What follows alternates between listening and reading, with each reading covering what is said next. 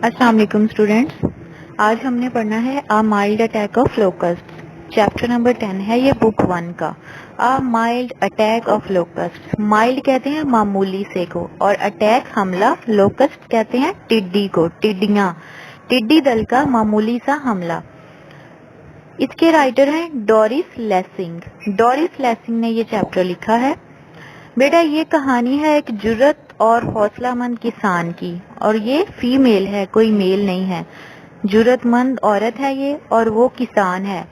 उसकी सारी फसल टिड्डियां खा जाती हैं, लेकिन वो हिम्मत नहीं हारती। वो अल्लाह से बारिश की उम्मीद करती है और नुकसान का अजाला करने के लिए फौरी तौर पर दोबारा फसल काश्त करने का अज़्म कर लेती है। अब चैप्टर इस तरह स्टार्ट होता है कि जो इसकी हीरोइन है चैप्टर की, जो फीमेल फार्मर है, उसका नाम है मार्गरेट। मार्गरेट के मुलाजिम हैं, एक का नाम है रिचर्ड और दूसरे का नाम है स्टीफन।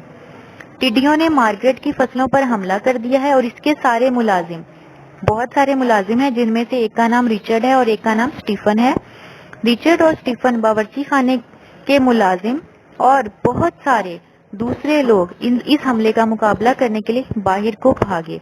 पहाड़ के ऊपर टिड्डियों की जर्द सुनहरी रंग की लंबी कितारें थीं।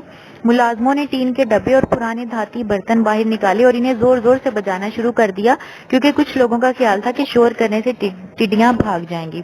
कुछ मुलाजमों ने लकड़ियां जमा करके इनको आग लगाई, और आग को तेज बनाने के लिए उन्होंने उसके ऊपर गीली घास और दरख्तों के सब्ज पत्ते फेंक दिए। हर तरफ धुआं हो गया और आग के लावे उठ रहे थे। मार्गरेट को बार बार कॉल्स आ रही थी, बार बार वो फोन पे जवाब दे रही थी, क्योंकि लोग उससे पूछ रहे थे कि क्या हो रहा है और टिड्डियों ने क्या क्या नुकसान कर दिया है। टिड्डियां तादाद में इस कदर ज्यादा थी कि आधा आसमान अंधेरा हो गया था। आधे आसमान पर आधा आसमान तारीक हो चुका था। फिर जमीनों की तरफ से, यानी जो फसलें थी उनकी तरफ से स्टीफन दौड़ता हुआ आया। और स्टीफन कौन था? मार्गरेट का मुलाजिम।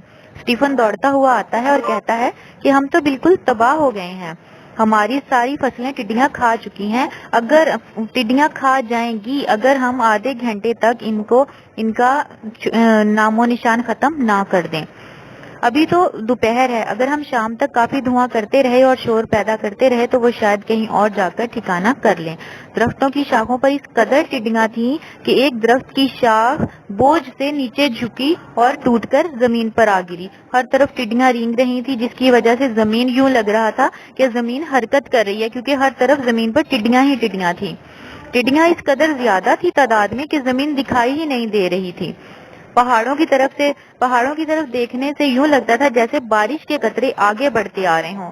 इस तादाद की वजह से सूरज भी धुंधला गया और आधी रात का समा पैदा हो गया।